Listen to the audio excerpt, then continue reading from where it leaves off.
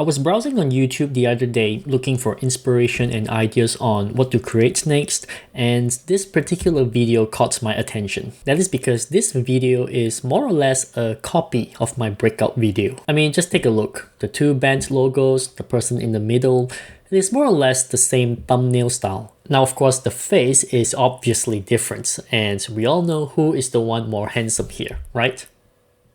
Right? But that's not all. Even the title for his video is the same as mine.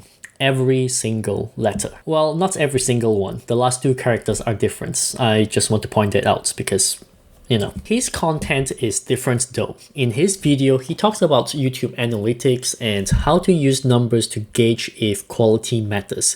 I didn't watch the whole thing, so I don't know what it is at the end, but if you want to watch it, go ahead. Now, you're not going to believe this, but when I first saw it, I felt proud that someone with over 200,000 subscribers actually copied my title and thumbnail for his video. I mean, I guess from the creative point of view, that's an insult to the creator, but hey, if anyone wants to copy my title and thumbnail, I say go ahead. Because the way I see it, it validates that I'm doing something right, because you only copy from the best since they are doing things correctly.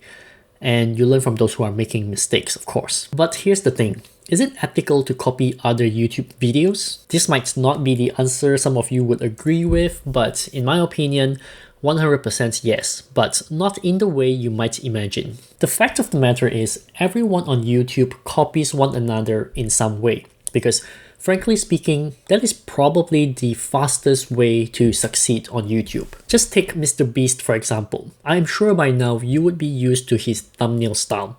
It is always him at the side, it always has the same contrast, and the background is always like the one you see in Windows XP. But it works well for him, and when it works, many channels, big or small, start copying him. It may not be a direct copy, but at first glance, they look roughly the same, and this is what I call the Mr. Beast thumbnail. I think the disrespectful part for me is it can make Mr. Beast's thumbnail look boring fast due to oversaturation. If everyone is doing similar styles, viewers are going to get exposed to it a lot and get bored fast. And this is by no means wrong. It's just business. It's just competition. And everyone copies from one another in some way. For example, we have Coca-Cola and we have Pepsi. Similar drink, different taste. Or how about the iPhone and Samsung? They have been copying each other's features for years. And what about electric vehicles? Tesla was the one that started it, gained market share and traction, then suddenly every single car manufacturer is jumping on as well. I guess what I'm trying to say here is there's a difference between copying and modeling. Copying is just blatant copy.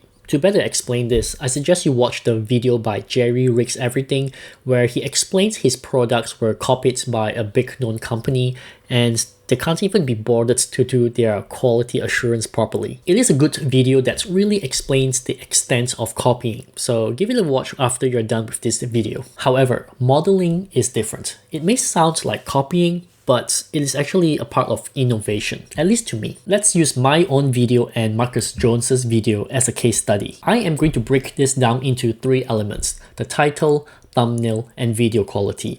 Let's start with thumbnail. When you look at them side by side, you can see this style here is very much modeling off of mine. Instead of using text, he used images. Instead of using a blurred background, he uses a white background. He also tested it with a different expression and a different pointing method. Why did he make the subtle changes though? Well, considering his YouTube channel is bigger than mine, he probably has much more experience than I do, and maybe those little changes he made can boost clicks. But overall, the main message of the thumbnail is the same. The finger pointing is basically an action to get your attention. So you see, you can model the thumbnail and it may look like a copy sometimes, and that's not preventable because the whole point of modeling a thumbnail is to keep the message consistent so that people click. You don't want to change too much till it doesn't work anymore. Okay, let's check the titles now.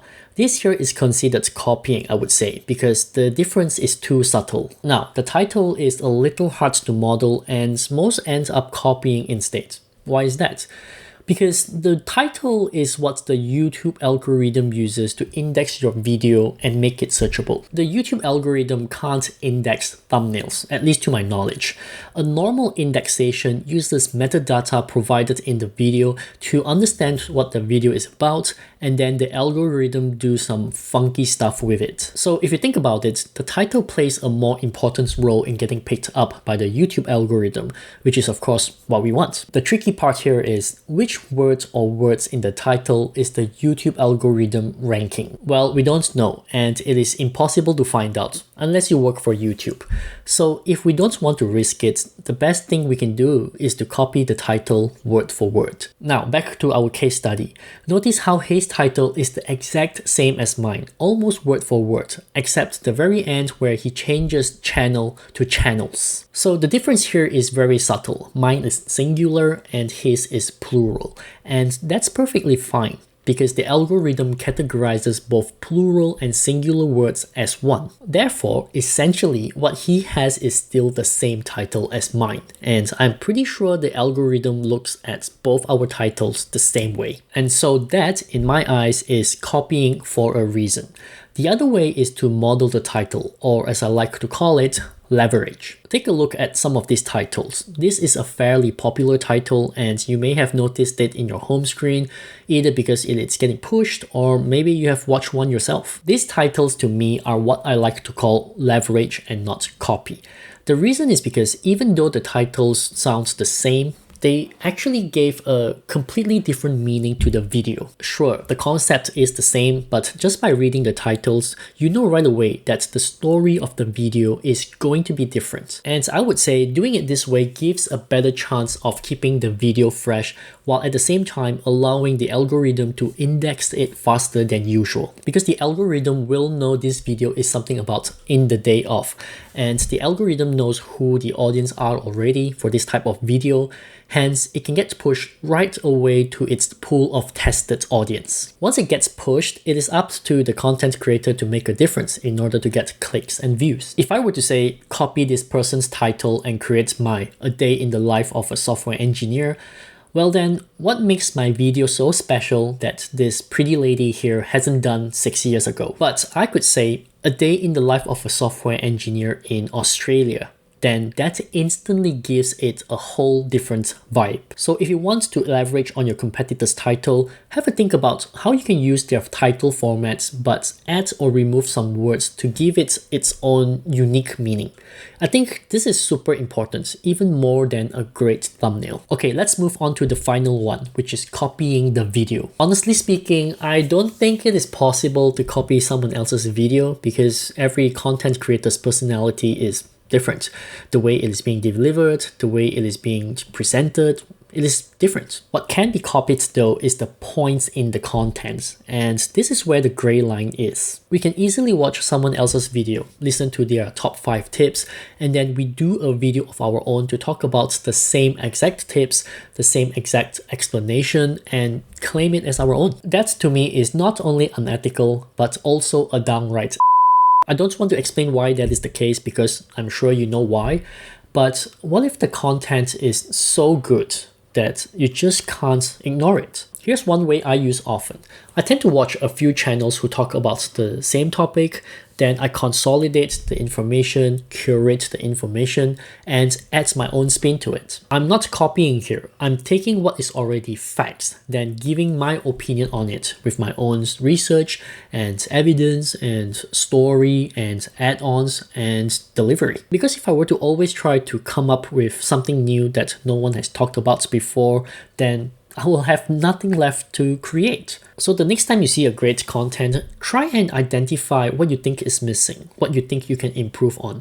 I find the best thing to add is usually our own experience, since every single one of us here has our own unique experiences. If we can combine a successful video's idea, use it as a model, and inject our own personal story, our own personal experience to it, then there's a high chance your video can be successful too. So I hope you can see how powerful it is to model off other people's content.